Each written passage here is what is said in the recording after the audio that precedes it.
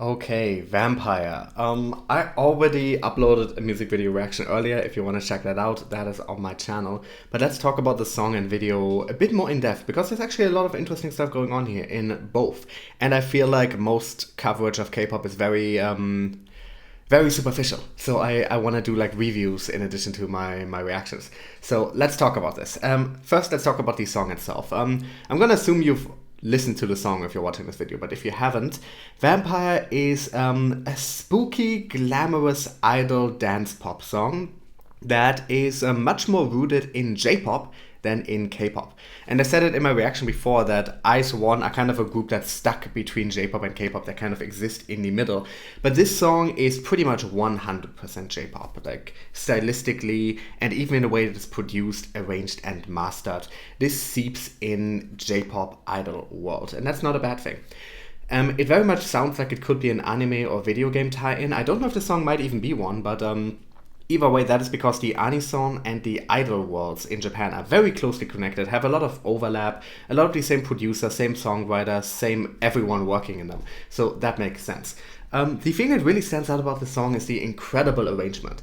This song is primarily strings driven, and I adore how dramatic these strings get. They really go out there. They go cinematic, they go big, and it's ultimately all built on top of a soft rock composition and a dance pop, a very idle melody. And you sometimes hear that rock tinge coming out when the electric guitar comes out, and it's used to really great effect in some parts of the song in particular.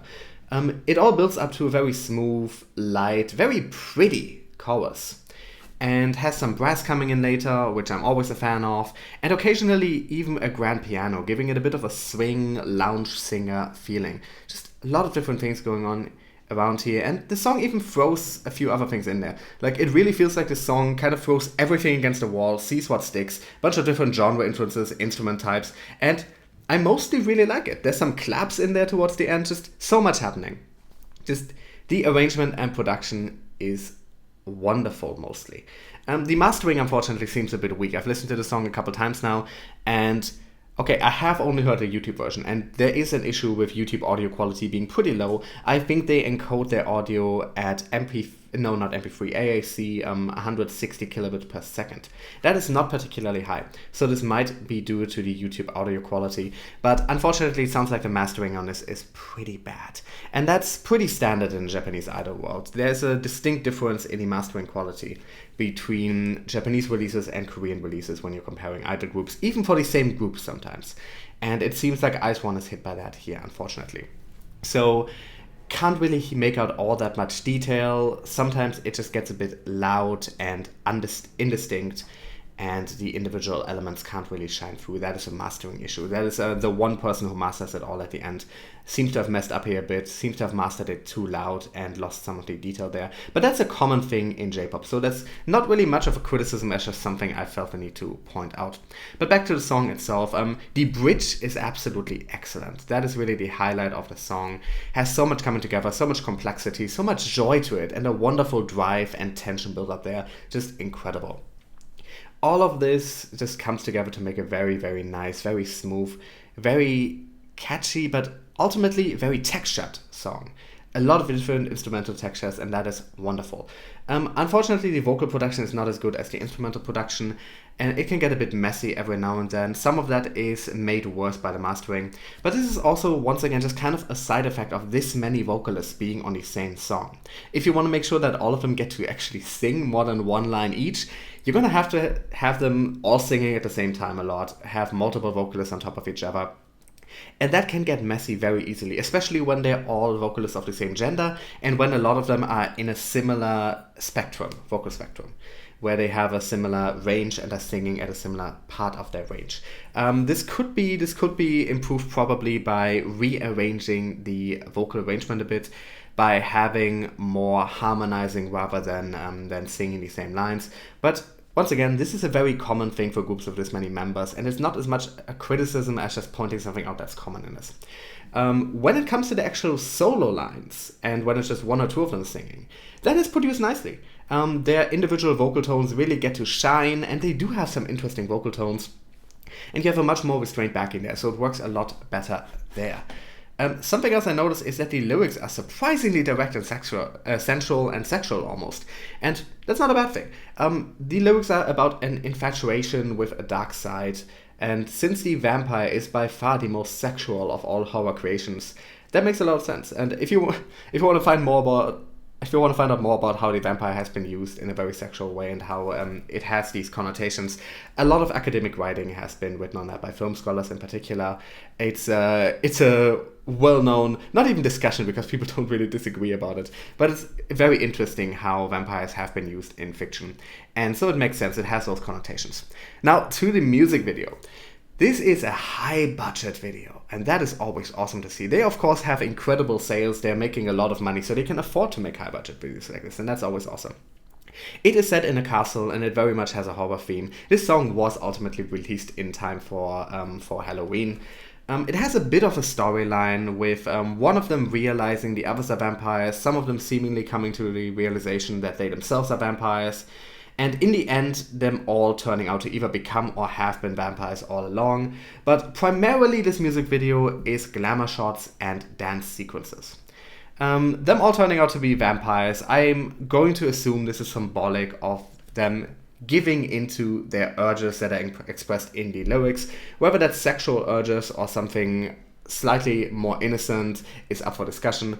But once again, vampire, that is what the symbol is often for. Now, to the actual dance shots, they're excellent. They're absolutely excellent. The choreography is beautiful, incredible, uses formation well, expresses the feeling of the song. They're all performing it wonderfully. Those were my favorite parts of the video. The dance sequences are wonderful, and I'm kind of hoping they will release a dance version of this music video that has only those sequences, because I think they're excellent. But that isn't to say that the rest is bad either.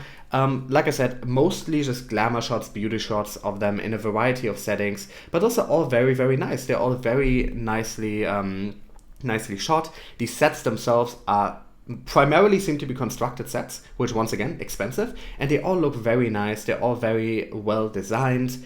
Wonderful. I'm very happy that this music video doesn't rely on green screens a lot, which in particular Halloween themed music videos often suffer from just so much green screening. It ends up looking so cheap and tacky. They completely avert that here. Nothing about this looks cheap. If there was one small thing that I would criticize, it's that I feel like a lot of this music video is a bit overlit, a bit flatly lit.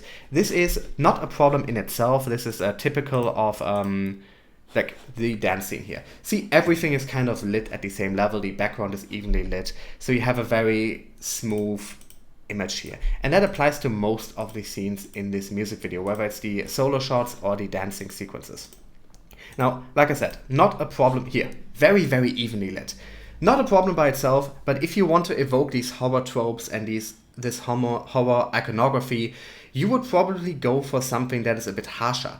You would have the backgrounds not lit evenly. You would maybe have no lights on the background here at all, except for the natural light from the candles. You usually go for something that has more high contrast, that is more chiaroscuro, and but once again, not a big point of criticism. Just doesn't fully evoke the influences it's going for, I think, because of that. But this makes it more suitable for showing it on TV and having it just running in stores on the TVs that are on display and stuff like that. For that, you want this even lighting. But in cinematic language, it's a bit it doesn't really go with the genre that the influences are coming from here.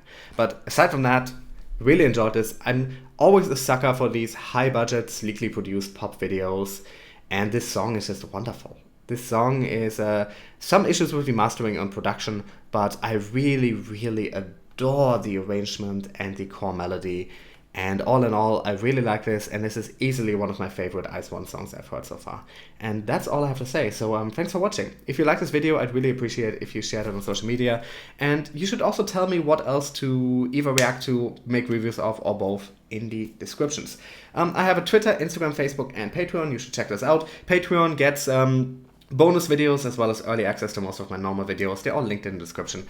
Special thanks to just some of my lovely Patreon supporters, Lala, Fred, and Kim, and I'll see you guys in another video soon.